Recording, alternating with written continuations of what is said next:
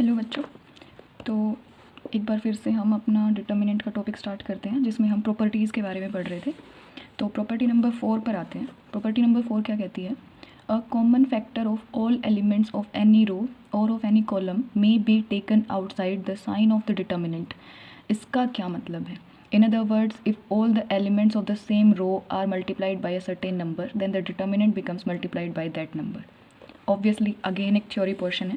तो हम क्या करते हैं, जो प्रॉपर्टी नंबर 4 है वो ये कहना चाह रही है कि अपना अगर कोई डिटर्मिनेंट है ABCD और उसको अगर किसी एक नंबर से मल्टीप्लाई किया जाता है, सपोज़ मैं 2 से मल्टीप्लाई करना चाह रही हूँ, तो प्रॉपर्टी कहती है कि वो जो नंबर है वो किसी एक सिंगल रो या फिर वो किसी एक सिंगल कॉलम के साथ में मल्टीप्लाई किया जा सकता है।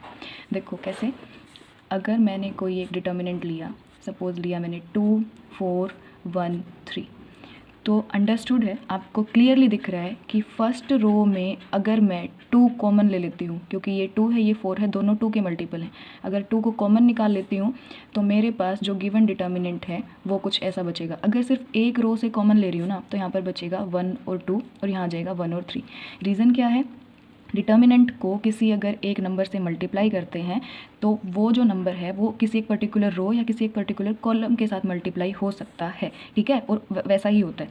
देन इस डिटर्मिनेंट को सॉल्व करेंगे तो अपने पास आएगा 2, तो ये सिंगल नंबर बाहर चला गया। Then solve this determinant 1 into 3 minus 1 into 2, तो आंसर आएगा 2। इंटू में 3 माइनस 2 1, तो आंसर आ जाता है 2। सेम डिटर्मिनेंट की वैल्यू आपकी इस वाले को सॉल्व करके आएगी। देखो 2 इंटू 3 6 माइनस 1 इंटू 4 4, यहाँ से भी आंसर कितना आया? 2 आया। दैट मीन्स कि अगर हम डिटर्मिनेंट को किसी एक पर्टिकुलर नंबर से मल्टीप्लाई करते हैं तो वो जो नंबर है वो किसी एक रो या कॉलम के साथ मल्टीप्लाई हो जाता है। तो यही प्रॉपर्टी है, वो कहना चाह रही है कि एक कॉमन फैक्टर को किसी भी रो के एलिमेंट्स के साथ मल्टीप्लाई किया जा सकता है, या फिर अगर कोई कॉमन फैक्टर दिखता है तो वो कॉमन लिया जा सकता है गिवन रो या कॉलम से। एक और एग्जाम्पल देखते हैं, जैसे मैंने 3/3 का डिटर्मिनेंट ले लिया, 1 2 3 1 1 1 3 6 9।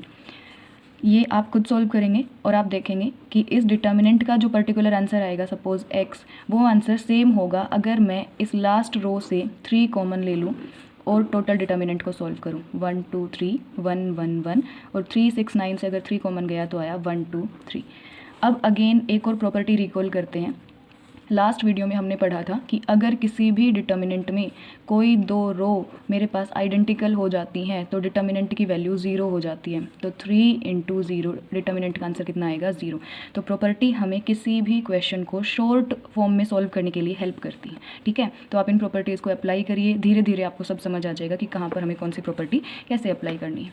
देन हम मूव फॉरवर्ड करते हैं प्रॉपर्टी नंबर 5 पर। प्रॉपर्टी नंबर 5 क्या कहती है?